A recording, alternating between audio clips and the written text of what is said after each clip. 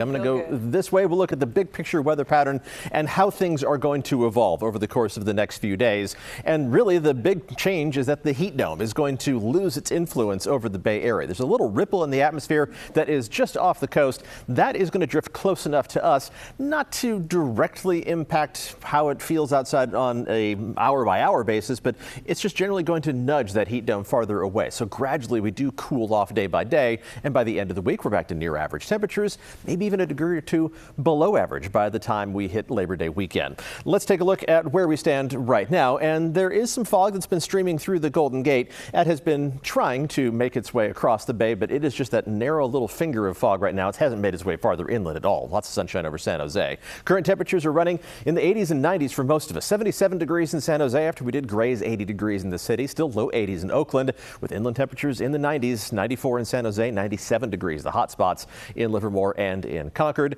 Tomorrow, still above average, but not as far above average, within 5 or 10 degrees of what's typical for this time of year. Some fog will manage to sneak across the bay and infiltrate the inland valleys. It's not going to be a real deep marine layer yet, which means that shallow layer of fog is not going to take long to dissipate. Backing up to the coast by mid-morning, I think you'll see some sunshine breaking through right along the coast as we head towards midday and into the afternoon. And our temperatures are going to warm up. We're going to start off tomorrow morning with temperatures in the 50s and 60s, which is pretty close to average. High temperatures tomorrow, well, about 5 to 10 degrees above normal. So a slight return closer to where we're supposed to be this time of year, but still into the low to mid 90s in the Santa Clara Valley, 91 degrees in San Jose, a few degrees cooler than today. It does count. Temperatures inland in the East Bay will be the hot spots into the mid to upper 90s, but even the hottest locations should stay below 100 degrees tomorrow afternoon.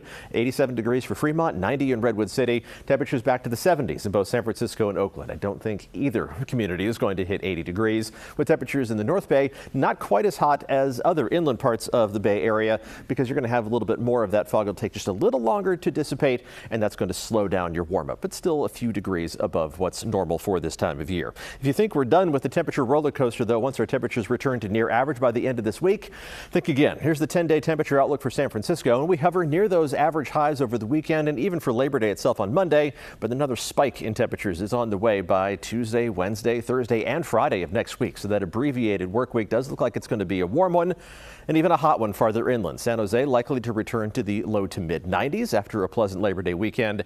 And of course, the hot spots, the usual locations farther inland east of the Oakland Hills, getting up close to 100 degrees once again in Livermore from Tuesday at least through Thursday, maybe backing down a little bit by the time we hit the end of that work week on Friday. But that's a long way down the line. Let's talk about just the next 7 days. And in general, we are going to see a retreat in temperatures back to pretty comfortable territory by Friday. And it looks really nice for Labor Day weekend. Temperatures running a degree or two below average Saturday and Sunday, and almost exactly normal high temperatures for Labor Day itself on Monday. Tuesday, we start to warm up. That's when temperatures inland return to the 90s on a widespread basis. Around the bay, some ups and downs, but it's not quite as steep a roller coaster, staying in the 70s across the board with the coolest days the first 2 days of the holiday weekend, right around 70 degrees. Along the coast, the fog is going to be more of a factor for the holiday weekend, something to keep in mind for Saturday, Sunday, and for Labor Day on Monday. It won't have a huge impact on your temperatures, but it's just going to be kind of gray out there, and there could be some patches of mist and drizzle whenever the fog is really thick in the late night and early morning hours as well. Guys? All right, thanks, Paul.